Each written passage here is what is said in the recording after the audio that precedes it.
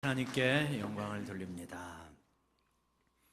여러분, 이제 다음 주면 크리스마스가 되어지죠. 예전에 저희가 중고등학교 혹은 청년의 시절에 보면 이때 이제 어떤 크리스마스 카드를 살까, 누구에게 전달할까, 이런 것들을 생각하지 않았습니까? 그때에는 이제 교회를 다니지 않던 사람들도 크리스마스 카드를 주고받는 것이 당연하게 생각되었던 시절입니다. 솜씨가 있고 또 그림을 좋아하는 분들은 직접 그리고 거기다가 또 글도 쓰고 그래가지고 주고받았던 그런 부분이 있죠. 지금 생각해 보면 참 이렇게 아날로그 시대의 어떤 순수함, 아련한 어떤 첫사랑의 추억과 같은 좀 그런 부분이다, 이런 생각이 듭니다. 지금 크리스마스 카드는 워낙 이제 모바일이 발달하다 보니까 그걸로 주고받는 경우들이 많지 않습니까? 그러면서 어떤 그 시절에 그러한 어떤 작은 설레임, 감동, 이런 것들이 좀 약해져 가는 것이 아닌가 싶은 생각이 듭니다. 우리 어른들이 이제 크리스마스를 맞이하면서 유초등부 아이들 혹은 유치부 아이들, 중고등부 학생들은 그래도 성탄절을 맞이하면서 뭐라도 준비하고 그러는데, 어른들은 이렇게 보니까 이 어른 성도들은 이제는 아파트 주민들에게 방해가 된다고 해가지고 새벽송도 저희가 잘 못 돌고, 그러다 보니까 성탄절에 우리가 하는 게 별로 없어요. 성탄절 전야에 와가지고 아이들이 하는 거를 보고 박수치고 기뻐하고, 그리고 성탄절 25일 날 예배를 드리고 떡국 먹고 복지기관에 찾아가는 분들은 같이 찾아가기도 하지만, 상당히 많은 분들은 집으로 가서 가족들과 함께 시간을 보내기도 하고 여행을 하기도 하고, 그리고는 또 영화를 보기도 하고, 또 어떤 분들은 이때는 주일이 아니니까 그냥 우리 가족끼리 여행을 가자 해가지고 예배를 빼먹기도 하실 수도 있고, 이런 걸 보면서 이 성탄절의 어떤 그 카드가 없어진 것처럼 우리 안에 예수 그리스도의 오심이라고 하는 이 성탄절의 의미가 좀 퇴색되고 약해진 것이 아닌가.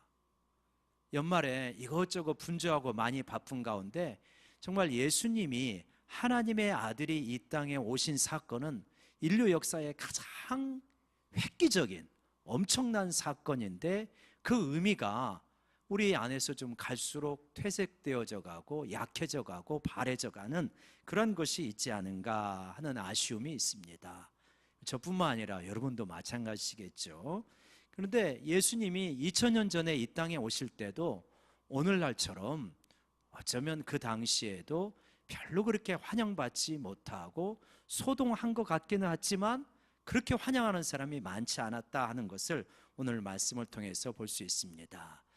우리 다음 주로 다가온 성탄절을 맞이하면서 오늘 우리 마음속에 예수님이 이 땅에 오셨다고 하는 의미가 무엇이고, 나는 예수님을 어떻게 맞이해야 될 것인가, 어떻게 주님의 오심에 대한 설레임을 다시 좀 회복하는 그러한 마음을 가질 것인가 하는 것들을 생각하는 이 예배 시간이 되었으면 합니다.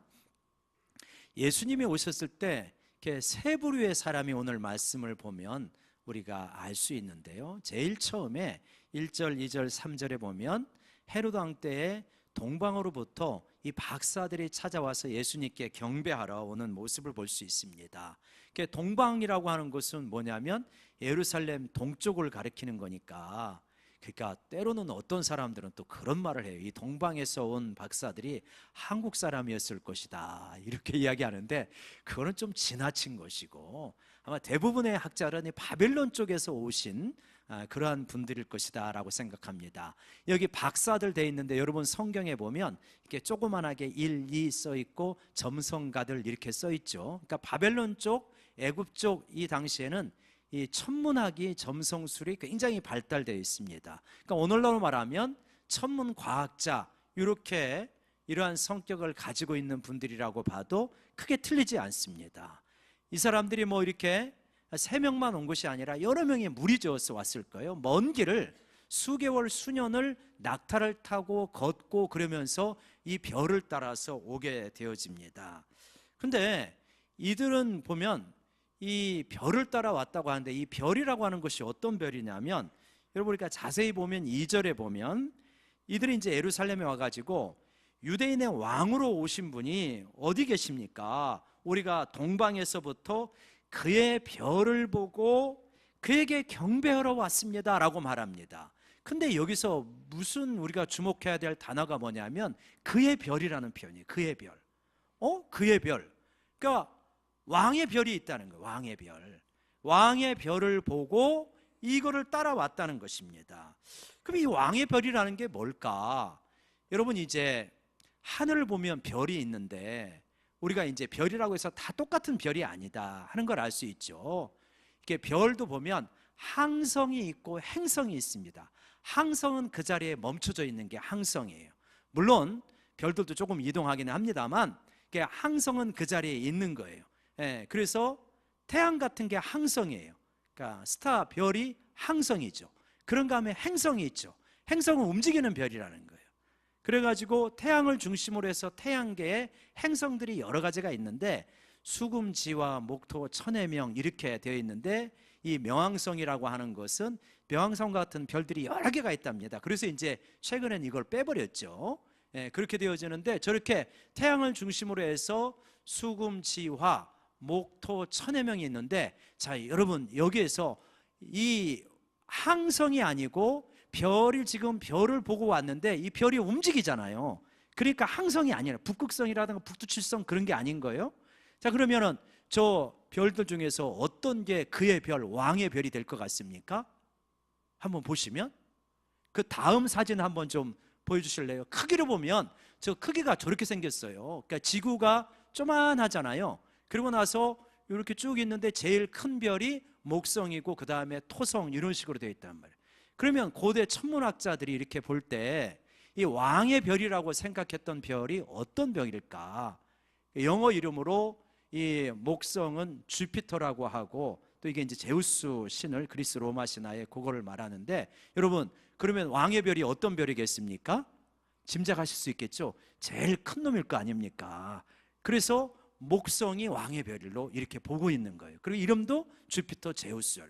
그리고 이제 토성은 세턴이라고 하는데요. 이제 보면 이제 김명현 제가 지금 말씀드리는 것은 김명현 교수님의 창조과학의 강좌의 일부인데 이거를 이제 100% 신뢰하지 않는 분들도 있는 줄은 압니다만 참고할 부분이 상당히 많이 있다고 저는 생각을 합니다. 그래서 이제 저렇게 이 태양을 중심으로 해서 공전 주기가 달라요. 공전 주기가 다른데 이 목성하고 토성이 이렇게 지구에서 볼 때는 태양에서 보면 다 이렇게 일정하게 이 행성들이 돌겠죠. 근데 지구도 돌고 있단 말이에요. 지구도 돌고 있는 가운데 저 녀석들도 도니까 이 목성하고 토성이 보통 몇 년 만에 한 번씩 만나냐면 8년 만에 한 번씩 만나요. 그런데 대부분 목성이 가는데 토성이 앞질러 간단 말이에요. 멀리서 가니까 그 녀석이 앞질러 갈 거 아닙니까? 그렇게 되어지는데 여러분 우리가 버스를 타고 있을 때 어느 날 이렇게 터미널 같은 데서 버스를 타고 있으면 가만히 앉아 있는데 버스가 막 이렇게 뒤로 가는 것처럼 느껴질 때가 있죠. 근데 다시 보면은 버스가 뒤로 가는 게 아니라 옆에 있는 차가 갈 때 내가 마치 뒤로 가는 것처럼 느껴질 때가 있잖아요. 이 그런 거예요. 우리 지구에 있으니까 저 녀석들이 막 왔다 갔다 하는데 앞서거니 뒤서거니 하는데 그 뭐 우리가 태양에서 보면 이렇게 일정하게 보이겠지만 나도 같이 움직이고 있으니까 얘네들이 앞서거니 뒤서거니 하면서 이렇게 되어진다. 그러면서 이제 목성이 돌고 공전 주기가 다르니까 목성이 근데 지구에서 보면 저게 공교롭게도 도는 궤적 자체가 이 달이 도는 궤적하고 거의 유사하답니다. 그래서 이제 목성이 돌고 있는데 토성이 샥 앞질러 간단 말이에요. 근데 이것이 이제 8년에 한 번씩 나타난다. 그런데 이 놀라운 것은 뭐냐면 저것이 이렇게 돌아가는 것이 아니라 일정한 이렇게 시기가 되어지면 얘네들이 앞서건 이렇게 이 목성이 가고 있는데 토성이 샥 앞질러 가는 게 아니라 왔다 갔다 끌었다 당겼다 그러면서 이렇게 가는 시기가 있대요. 이거 이제 예전에는 잘 몰랐는데 컴퓨터가 발달이 되고 그래가지고 저 데이터를 다 넣으니까 이것이 일정하게 도는 거예요. 그러면서 얘네들이 마치 댄스를 하듯이 춤추듯이 왔다 갔다 왔다 갔다, 지구에서 볼 때입니다. 왔다 갔다 하면서 가는 시기가 있는 거예요. 그러니까 공교롭게 지구하고 목성하고 토성하고 심지어는 금성까지 거기에 끼어들면서 이렇게 왔다 갔다 하는 우주쇼가 펼쳐지는 기간이 있다는 거예요. 그게 언제 몇 년 만에 한 번씩 이루어지냐면 854년 만에 한 번씩 이루어진대요. 854년 만에.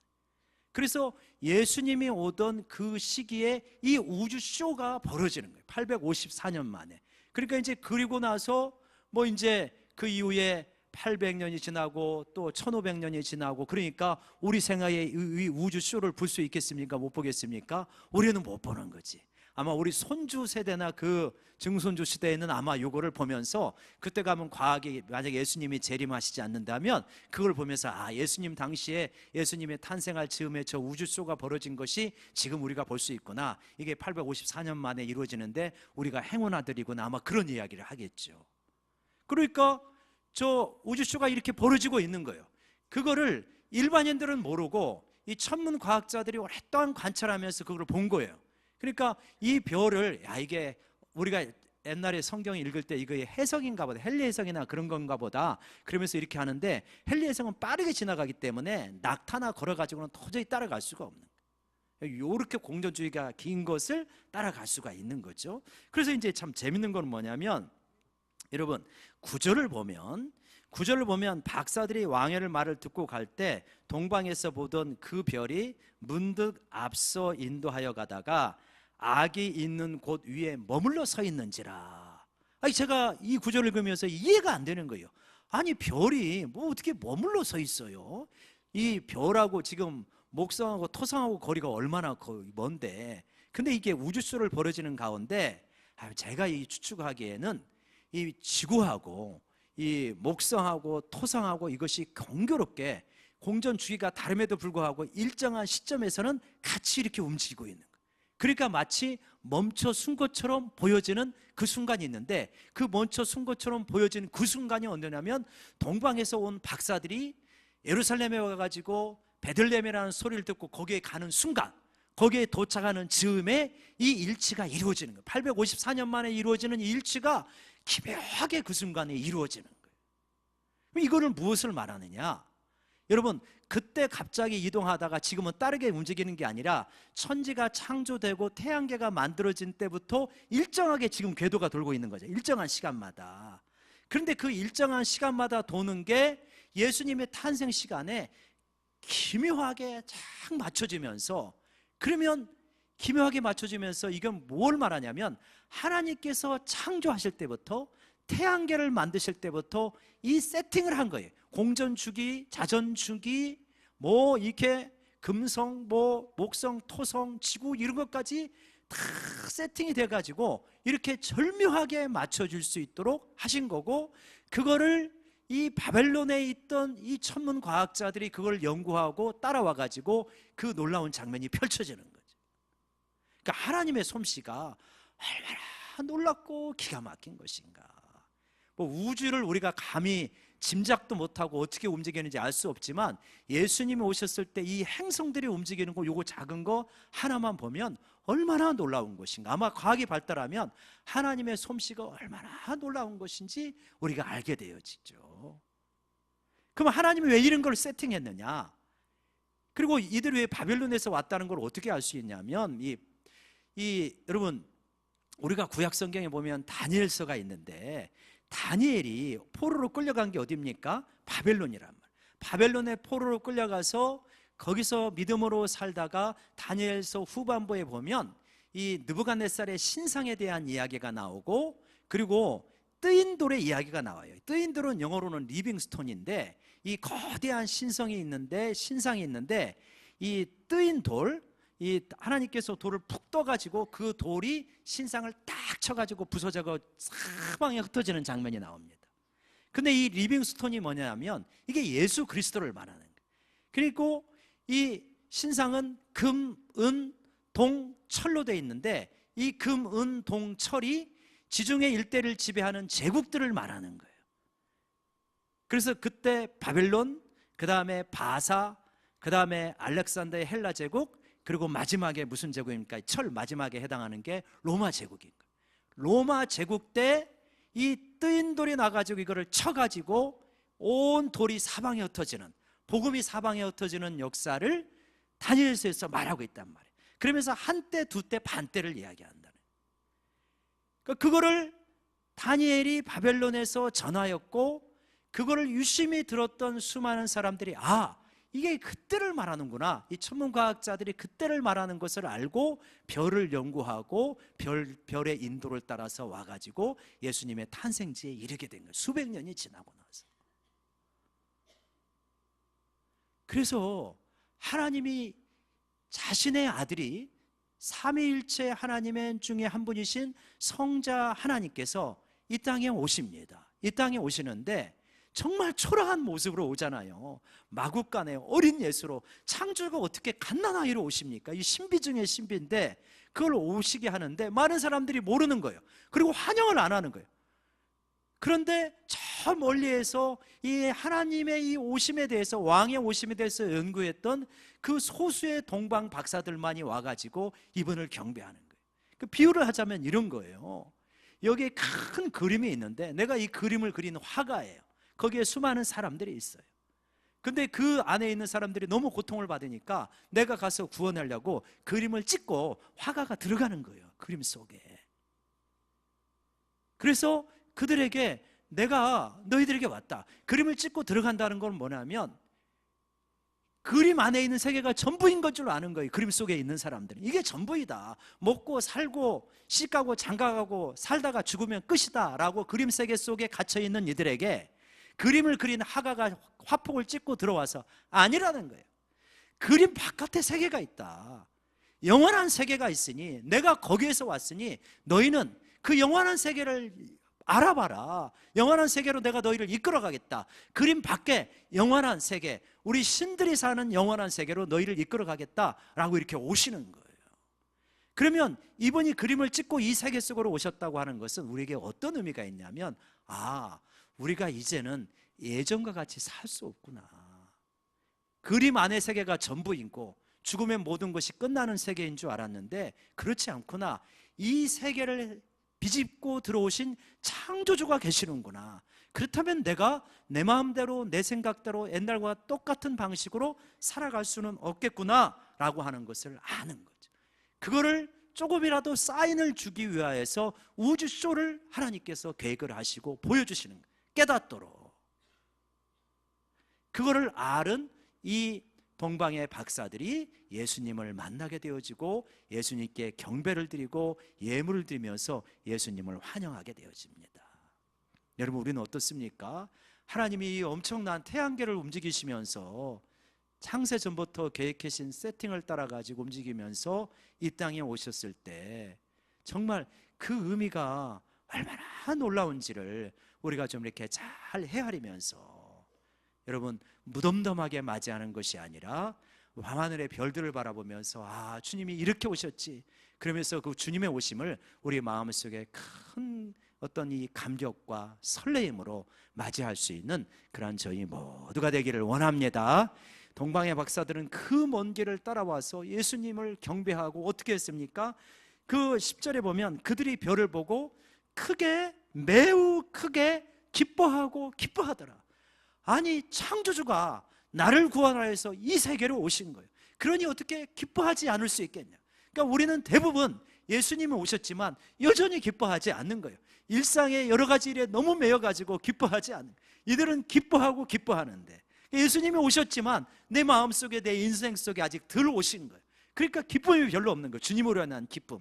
여전히 우리 삶의 여러 가지 문제로 인한 근심과 염려는 많은데 예수님으로 오심으로 인한 이 기쁨과 기쁨이 넘쳐나는, 복음이라는 게 얼마나 위대하고 우리에게 얼마나 놀라운 은혜를 주셨는데, 여러분, 우리 모두가 예수님의 오심을 진정으로 좀 기뻐하면서 하나님 앞에서 기쁨이 회복되어지는 이번 성탄절이 되시기를 주의 이름으로 축원합니다. 우리 옆사람 바라면서 한번 이렇게 격려합시다. 이번 성탄절에는 기뻐하고 기뻐합시다.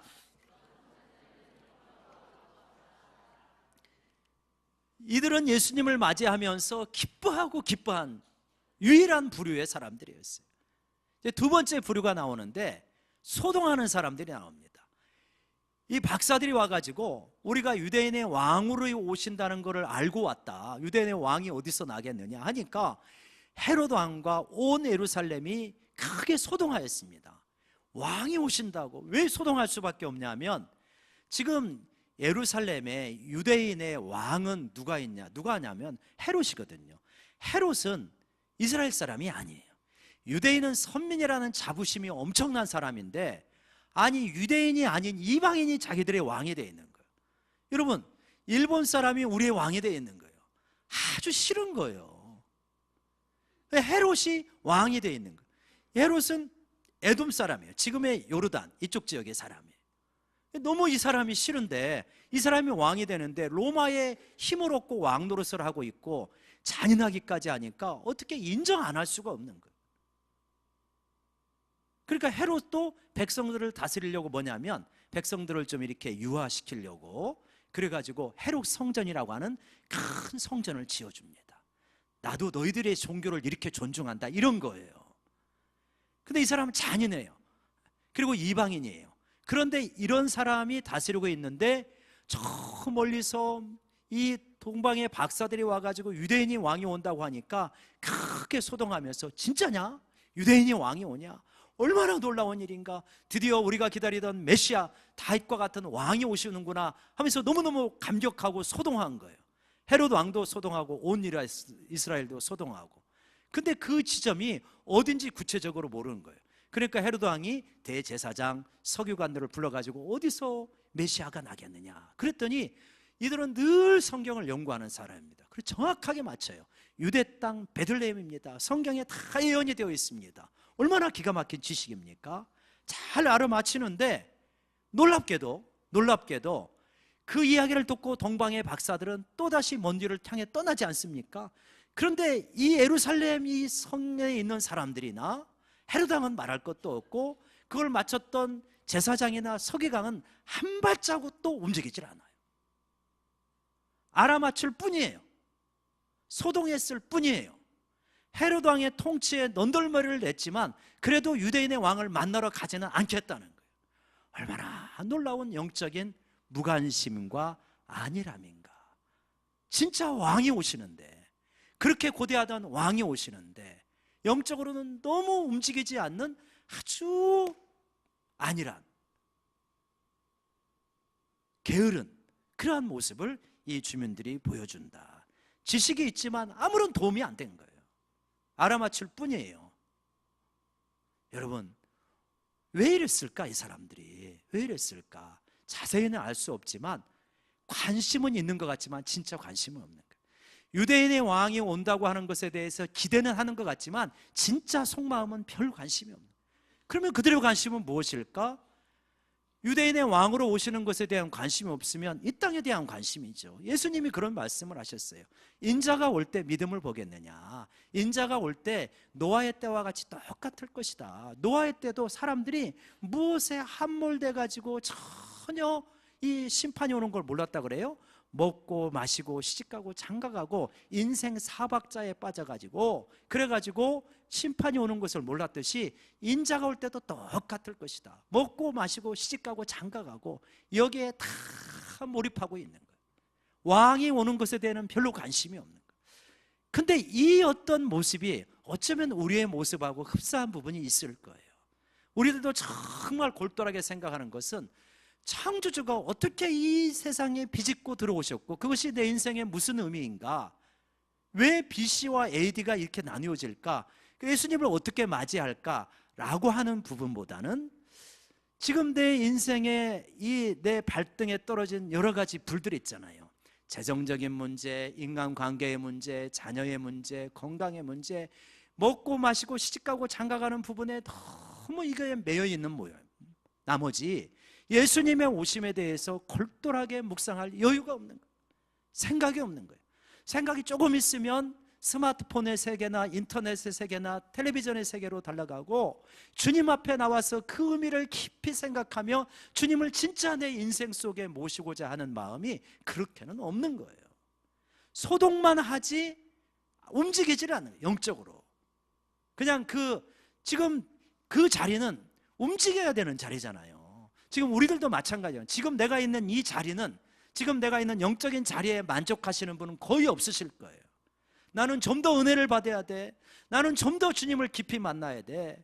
나는 주님을 온전히 좀 사랑해야 돼. 이런 갈망들이 있잖아요, 우리 모두에게. 그런데 갈망이 있지만 실제로는 한 발자국도 안 움직이고 그냥 그 자리에 머물러 있을 때가 있는 거예요. 현실에 너무 붙들려 있어서. 혹시 우리가 그렇다고 한다면 우리는 예루살렘 주민과 같은 그러한 모습으로 살아가고 있을 것이다. 여러분, 우리의 이번 성탄절을 맞이하면서 참 혹시 우리들의 마음이 너무 무덤덤하고 무관심하고, 그리고 세상 사람들이 성탄절에 오면 화이트 크리스마스가 될까 아닐까 그런 기대라도 있는데, 우리는 좀 혹시 너무 그런 것이 없고, 그렇다고 한다면 우리 마음을 다시 한번 기경을 해서 예수님의 오심의 의미를 깊이 생각하고 소독만 하는 것이 아니라 예수님 앞에 좀 더 이 예수님의 베들레헴의 마국간을 향해 걸어갈 수 있는 그러한 저희 모두가 되기를 원합니다. 그래서 예수님을 좀 더 깊이 만나고 예수님을 좀 온전히 모셔드리는 그러한 역사가 있기를 원합니다. 이제 이 불의보다 더 심각한 불의가 있는데 어떤 사람입니까? 헤롯 왕이. 헤롯은 예수를 죽이겠다는 거예요. 간교한 사람이죠. 용의 주대하고 간교한 사람입니다. 왜냐? 내 헤롯은 내 왕권의 걸림돌이 되면은 그냥 제거해보고 마는 사람이에요. 심지어는 자기의 자식과 아내마저도 왕권의 거슬림이 되니까 권력 투쟁이 진짜 무자비하잖아요. 그걸 죽인 사람이 헤롯이거든요. 그런데 유대인의 왕으로 온다고? 이건 뭐 견딜 수 없는 거죠. 겉으로는 나도 가서 경배하겠다 했지만 실제로는 지나고 나서 이 2살 이하의 아이를 16절에 보면 다 자세히 살펴봐가지고 2살 이하의 아내를 다 죽이는 면이 있지 않습니까? 왜 그렇습니까? 왜 아이들을 죽이죠? 내가 왕인데 무슨 왕이 필요하냐 이거잖아요, 헤롯의 말은. 근데 이 헤롯의 말도 우리들에게도 좀 비슷한 면이 있지 않나. 우리에게도 예수님이 진짜 왕으로 오시는 것을 달궈하는 마음이 있는가? 우리의 본성이 그렇게 달가워하지 않아요. 예수님을 나를 구원하시는 분으로는 달가워하는데 예수님을 진정한 나의 왕으로는 달가워하지 않아. 왜요? 예수님이 왕이 되시면 내가 왕이 안 되잖아요. 내 통제권을 내드려야 되잖아요. 그러니까 솔직히 좀 우리의 마음은 어떤 마음이 있냐면 이런 마음이 있는 것 같아요. 예수님이 나를 구원해 주신 건 너무 감사한 일이에요. 내 죄를 위하여 십자가에 죽으신 것도 너무 감사한 일이에요. 영원한 세계 열린 것도 너무 감사한 일이에요.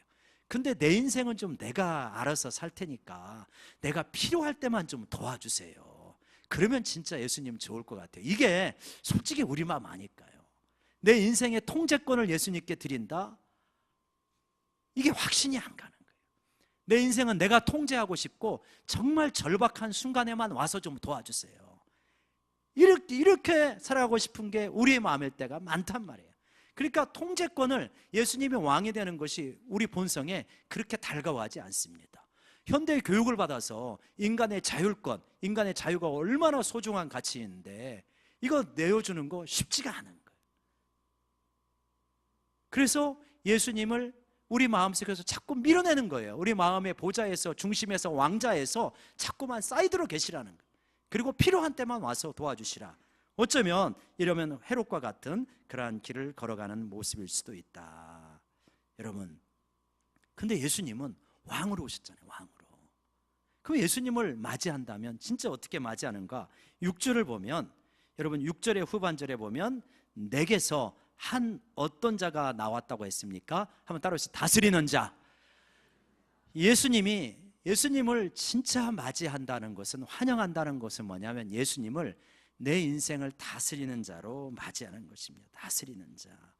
예수님의 이 다스림이 강제적이지 않지. 헤롯은 강제적으로 완력으로 다스리지만 예수님은 어린아이로 오셔가지고 그 인격과 가르침으로 다스리시거든요. 그 겸손으로 다스리시거든요. 그러니까 그 다스림을 우리가 받을 때만 진정으로 예수님이 왕이 되시는 것이다. 그리고 예수님의 다스림을 받으면 너무나 복된 인생이 되는 거예요. 예수님의 다스림을 받을 때 정말 우리 인생이 왜 이렇게 고달프고 힘겹고 스트레스가 많고 그런가? 저는 이렇게 말씀을 묵상하면서 한 두 가지를 좀 생각해 보면 좋겠다. 첫 번째는 욕심입니다. 죄가 잉태한, 욕심이 잉태한 즉 죄를 낳고 죄가 장성하면 사망을 낳는데 욕심이 우리를 그렇게 힘들어요. 이 세계는, 이 세상은, 이 세대의 문화는 우리에게 욕심을 얼마나 부추기는지 몰라요. 그 욕심 때문에 무한한 경쟁 속에 우리가 들어가요. 욕심만 내려놓는다면 상당히 인생이 쉬울 텐데, 끊임없이 이 세상에서는 욕심을 부추기기 때문에 욕심을 갖고 있는 게 당연하다고 생각을 해요. 욕심을 마음껏 좀 성취를 해야, 그래야 인생을 제대로 산 것처럼 이 세상은 우리를 그렇게 가르치는 거거든요. 거기에 속는 거죠. 만약에 우리 인생에서 욕심을 내려놓고 살아간다면, 그러면 이 경쟁, 시기, 질투를 내려놓고 산다면 얼마나 인생이 쉽겠습니까? 이 욕심이에요. 욕심과 연관된 게 또 하나가 무엇이냐면 분수예요. 분수. 하나님은 우리에게 우리 삶의 몫의 분수를 주셨어요. 여러분, 분수는 여러 가지 차원이 있는데 육체적인 분수가 있잖아요. 그러니까 나이가 50대, 60대가 되어지면 무슨 일을 할 때 몸하고 상의를 먼저 해야 된다고 말씀을 드렸잖아요. 몸한테 먼저 물어봐야 돼요. 내가 오늘 날 새도 되겠냐? 그러면 몸이 안 돼요. 그렇게 말할 거예요. 그죠? 우리는 욕심이, 우리 어떤 열망은 한 두세 시간만 자고 인생을 살았으면 좋겠어. 근데 그렇게 못 사는 거예요. 적어도 7, 8시간은 보통 사람들은 자야 다음날 컨디션을 꾸준하게 유지하면서 살아갈 수 있는 거예요. 그게 하나님은 우리 인생에 주신 분수예요. 육체의 분수. 여러분, 재능의 분수가 있고요, 환경의 분수가 있고, 가족관계의 분수가 있고, 교회의 분수가 있고, 여러 분수가 있는 거예요. 이 내 분수를 잘 알고 그 분수 가운데 자족하면서 내가 할 바를 하면 인생이 그렇게 힘들지 않아요. 우리가 꼭 알아야 될 것은 창조주 하나님과의 관계에서 내가 우주의 중심이 아니라는 걸 이해해야 돼요. 지구가 우주의 중심이 아니잖아요.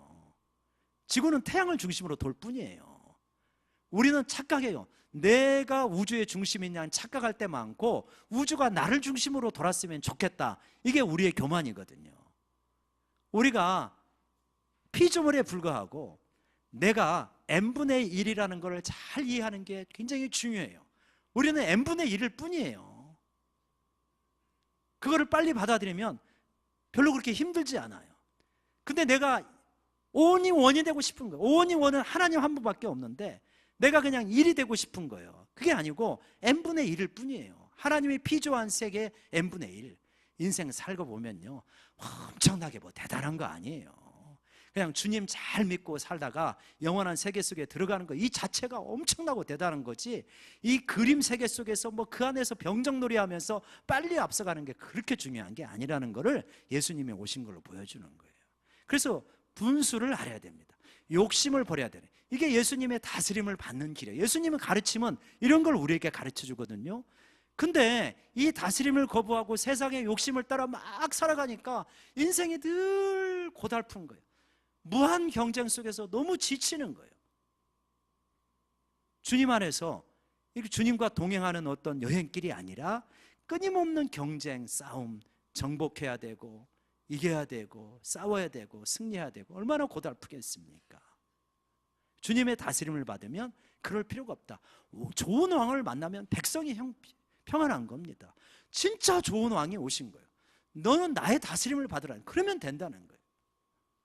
그게 주님의 오신 이유다. 그게 주님을 환영하는 방식이라는 거예요. 그리고 그분은 목자가 되십니다. 여러분, 예수님은 목자가 되셨어요. 우리의 삶을 이끌어 가시고, 그래서 부족함이 없습니다. 그분이 푸른 초장 쉴만한 물가로 인도하시고 사망의 음침한 골짜기를 다닐지라도 해를 입지 않게 만들어 주시는 거예요. 여러분, 지금 내가 사망의 음침한 골짜기를 다니는 것 같이 힘드신 분이 있습니까? 여러분, 내 힘으로는 너무 힘들어서 인생 살기 어렵습니다. 우리가 능력이 탁월하면 몰라도 보통 사람들 이러면 인생이 참 이렇게 만만하지 않아요. 쉽지 않습니다. 근데 예수님이 목자가 되신다. 내가 너의 목자가 돼서 너를 이끌어 갈게. 너는 양이야. 양인 너는 나만 따라와. 그래서 여러분 인생이 어렵고 힘들 때 주님에게 내 마음을 좀 다 쏟아놓고 주님을 따라가면 여러분 주님이 기가 막히게 우리를 인도하신다는 것을 믿으시기 바랍니다. 진짜 예수님은 우리를 인도하셔요. 기가 막히게 인도하셔요. 어쩌면 이렇게 절묘한 타이밍에 이렇게 인도하실까? 여러분 우리가 아무리 계획을 잘 세우더라도 그 발걸음을 하나님이 인도해 주셔야 되는 거잖아요. 근데 주님이 그렇게 인도해 주신다니. 그러니까 나는 주님 너무 과제가 많아요. 너무 힘들어요. 물질 때문에, 사람 때문에, 건강 때문에 너무 고통스럽고 힘들어요.